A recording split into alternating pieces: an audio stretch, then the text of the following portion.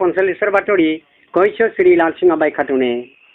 যোৱাকালি মঙলদৈ চহৰৰ বেজপাৰা অঞ্চলত বাইটেৰীজনীয়ে ভুঁইটো থকা অৱস্থাত তিনিটা বৰ্তকলাই বাইটেৰীজনীক অপহৰণ কৰি নিয়ে। যোৱা 9 তাৰিখে গুৱাহাটী চহৰত জুইলগাৰ কাৰণে বিহাৰৰ পৰা তিনিটা বিহাৰী অসমলৈ আহে। অসমৰ ব্ৰহ্মপুত্ৰ তিনিডাল টিকিনি হেৰায়। লগে লগে 30টা ভেকুলী 32খন নৌকালৈ বিচাৰে। এতিয়া এডাল টিকিনিৰ অনুসন্ধান পোৱা গৈছে। 2ডাল টিকিনিৰ মৃত্যু ঘটা বুলি আঞ্চলিক বাতৰিত আহিছে।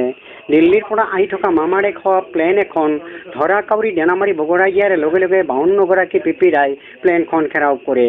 ধৰা কাউৰীটো থলতে গ্ৰেপ্তাৰ কৰিবলৈ অনুমতি জনোৱা হৈছে।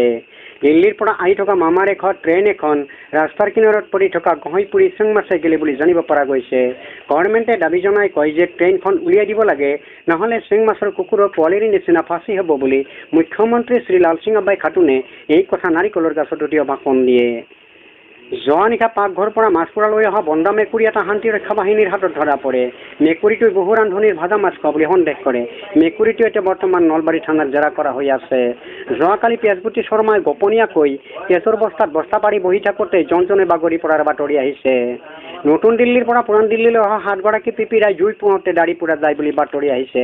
গভৰ্ণমেণ্টে দাবী জনাই কয় যে এই মাহত দাড়ি গজাৰ কোনো সম্ভাৱনা নাই, অহা মাহতহে দাড়ি গজাৰ সম্ভাৱনা আছে। দিল্লীৰ পৰা আহি থকা মামাৰেখ হেলিকপ্টাৰ এখনে সূৰ্যটোত গুৰুতৰভাৱে খুন্দা মাৰে। ইয়াৰ ফলত সূৰ্যটোৱে পৃথিৱীৰ তাপমাত্ৰা খুব বেছি পৰিমাণে দিব লগা হৈ পৰে। ইয়াৰ অনুসন্ধান এতিয়া বৰ্তমান আকাশত চলি আছে। মুইমাৰা পুখুৰীত শ্ৰী লেডৰাম মেধিয়ে 47 ঘণ্টা 47 মিনিট 47 ছেকেণ্ড পানীৰ তলত ডুবিয়াই বিশ্ব ৰেকৰ্ড স্থাপন কৰে। তেওঁৰ মৃতদেহ এতিয়া বৰ্তমান নৱগত শ্মশানত দাফন কৰা হৈ আছে। শ্ৰী ঘুটিৰাম তালুকদাৰে কয় যে ডেকাগাঁও অঞ্চলত ইলেক্ট্ৰিক লাইটৰ ব্যৱস্থা নোহোৱা কাৰণে 1050 কেজি জোনাকী পৰুৱা পঠাই দিয়া বুলি অনুমতি জনায়।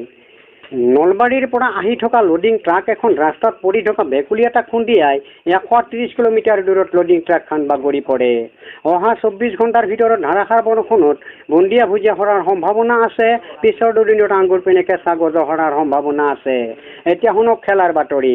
গুৱাহাটী এলুমিনিয়াম আৰু যোৰহাট ষ্টীলৰ মাজত খেলি থকা নেহেৰু ষ্টেডিয়ামত ফুটবল প্ৰতিযোগিতাত গুৱাহাটী এলুমিনিয়ামে যোৰহাট ষ্টীলক 2-1-3-4 গলত পৰাজিত কৰি চাইকেলত প্ৰৱেশ কৰে।